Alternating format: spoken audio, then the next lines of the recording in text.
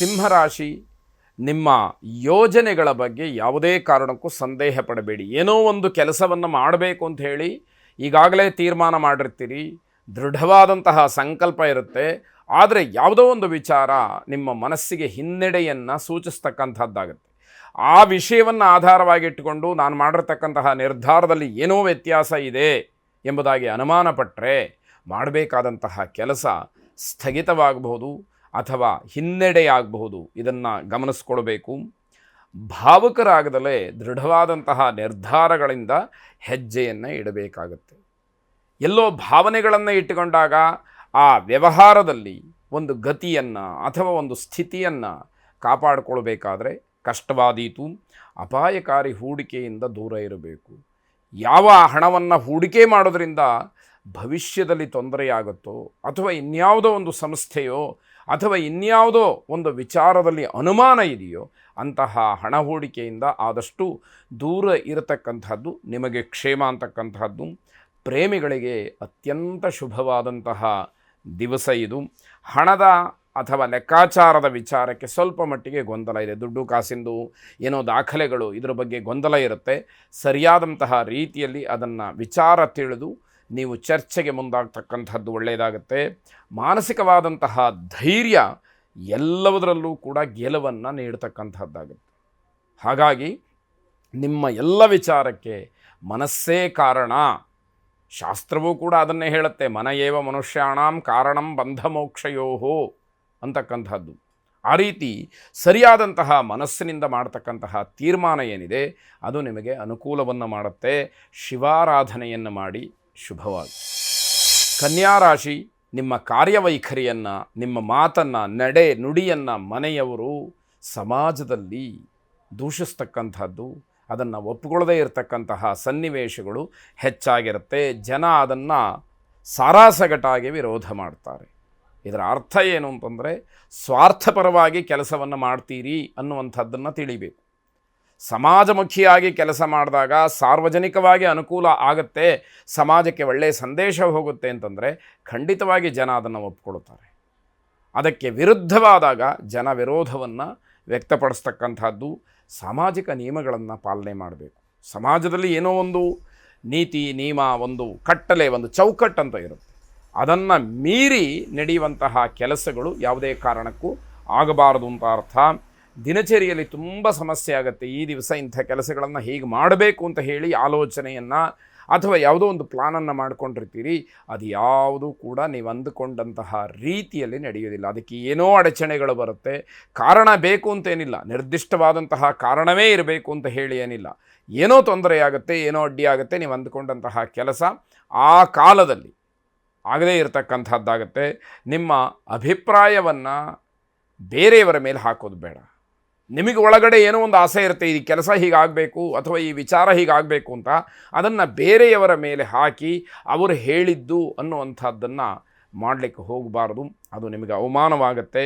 ವೈಯಕ್ತಿಕವಾದಂತಹ ವಿಚಾರಕ್ಕೆ ಜಗಳ ಮಾಡಿಕೊಳ್ತೀರಿ. ನನ್ನನ್ನು ನಿಷ್ಠುರ ಮಾಡೋದಕ್ಕೆ ಬೇರೆಯವರು ಯಾರು ಅನ್ನುವಂಥದ್ದು ನಿಮ್ಮ ತಪ್ಪು ನಿಮಗೆ ಅರಿವಾಗದಲೇ ಆ ವಿಚಾರಕ್ಕೆ ಮುಂದಾಗ್ತೀರಿ. ಸ್ವಾರ್ಥವನ್ನು ದೂರ ಮಾಡಿಕೊಂಡ್ರೆ ಸ್ವಲ್ಪ ಶುಭ ಇದೆ, ಒಳ್ಳೆಯದಿದೆ. ಹಾಗಾಗಿ ನಾನೇ ಅಥವಾ ನನಗೆ ಅನ್ನುವಂಥದ್ದು ಸ್ವಲ್ಪ ಮಟ್ಟಿಗೆ ಕಡಿಮೆಯಾದರೆ ಒಳ್ಳೆಯದು. ನವಗ್ರಹರನ್ನು ಪ್ರಾರ್ಥನೆ ಮಾಡಿ ಶುಭವಾಗಿ. ತುಲಾರಾಶಿ, ಗುರಿ ಸಾಧನೆಗೋಸ್ಕರವಾಗಿ ಶ್ರಮ ಪಡ್ತೀರಿ. ಯಾವುದೋ ಒಂದು ಕೆಲಸವನ್ನು ಅಂದ್ಕೊಂಡಿರ್ತೀರಿ, ಈ ಕೆಲಸ ಆಗ್ಬಿಡ್ಬೇಕಪ್ಪ, ಸರಿಯಾಗಿ ಆಗಬೇಕು, ನನಗೆ ಒಳ್ಳೆಯ ಹೆಸರು ಬರಬೇಕು, ಅಂದುಕೊಂಡಂತಹ ಗುರಿ ಸಾಧನೆ ಆಗಬೇಕು ಅನ್ನೋದಕ್ಕೆ ತುಂಬ ಕಷ್ಟಪಡ್ತೀರಿ. ಕೊನೆಗೆ ಅದರಿಂದ ಉತ್ತಮವಾದಂತಹ ಫಲ, ಗೌರವ, ಸ್ಥಾನ, ಮಾನ ಸಿಕ್ಕಿ ತುಂಬ ಸಂತೋಷ ಪಡ್ತೀರಿ. ವ್ಯಾಪಾರ ಅಥವಾ ಬೇರೆ ಬೇರೆ ಉದ್ಯೋಗ ಚಟುವಟಿಕೆಗಳು ವೇಗವನ್ನು ಪಡ್ಕೊಳ್ಳುತ್ತೆ. ಬಹಳ ನಿಧಾನವಾಗಿ ಆಗ್ತಾ ಇದ್ದಂತಹ ಕೆಲಸಗಳು ಹೆಚ್ಚಿನ ಚುರುಕನ್ನು ಪಡ್ಕೊಳ್ತಕ್ಕಂಥದ್ದಾಗತ್ತೆ. ಪಾಠ ಪ್ರವಚನಗಳಲ್ಲಿ ಹೆಚ್ಚಿನ ಆಸಕ್ತಿ, ನೀವು ಅಧ್ಯಯನ ಮಾಡ್ತಕ್ಕಂಥದ್ದು, ಬೇರೆಯವರಿಗೆ ಹೇಳಿಕೊಡುವಂಥದ್ದು, ಇದೆಲ್ಲದರಲ್ಲೂ ಕೂಡ ವಿಶೇಷವಾದಂತಹ ಗಮನವನ್ನು ಹರಿಸ್ತೀರಿ. ಹಿರಿಯರ ಆಶೀರ್ವಾದ ನಿಮ್ಮನ್ನು ಸದಾ ಕಾಪಾಡ್ತಕ್ಕಂಥದ್ದು, ನಿಮಗೆ ಶ್ರೀರಕ್ಷೆ ಆಗ್ತಕ್ಕಂಥದ್ದಾಗುತ್ತೆ. ಅಧಿಕಾರಿಗಳು ನಿಮ್ಮನ್ನು ಮೆಚ್ಚಿಕೊಳ್ತಾರೆ. ನಿಮ್ಮ ಜೊತೆ ಕೆಲಸ ಮಾಡ್ತಕ್ಕಂತಹ ಹಿರಿಯ ಅಧಿಕಾರಿಗಳು ಅಥವಾ ಮನೆಯಲ್ಲಿ ಹಿರೀಕರು ನಿಮ್ಮ ಎಲ್ಲ ವಿಚಾರಗಳನ್ನು ಒಪ್ಪುವಂಥದ್ದಿದೆ. ತುಂಬ ಜಾಣ್ಮೆಯಿಂದ ಬುದ್ಧಿವಂತಿಕೆಯಿಂದ ಕೆಲಸವನ್ನು ನಿರ್ವಹಣೆ ಮಾಡಬೇಕು.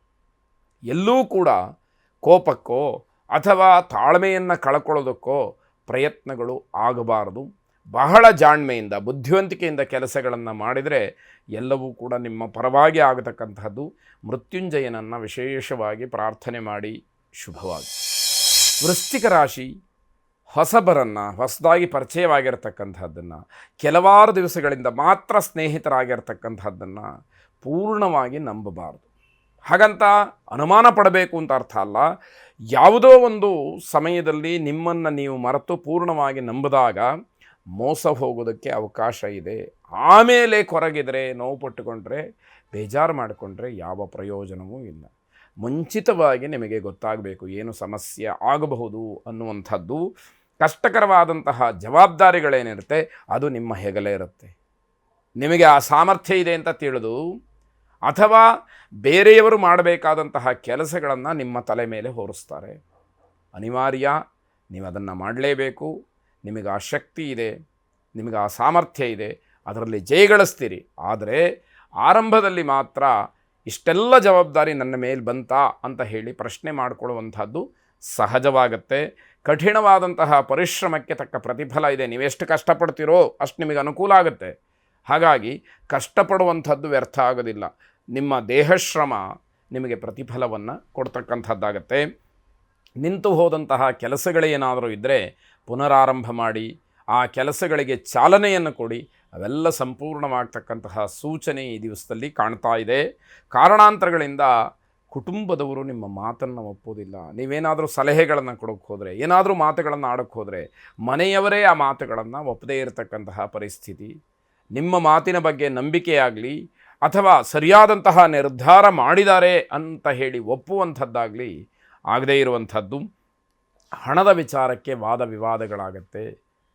ದುಡ್ಡನ್ನು ಏನು ಮಾಡಿದೆ, ಎಲ್ಲಿ ಹೋಯಿತು, ಈ ರೀತಿ ಪ್ರಶ್ನೆಗಳೆಲ್ಲ ಪ್ರಾರಂಭವಾಗುವಂಥದ್ದು. ನರಸಿಂಹಸ್ವಾಮಿಯನ್ನು ವಿಶೇಷವಾಗಿ ಪ್ರಾರ್ಥನೆ ಮಾಡಿ ಶುಭವಾಗಿ.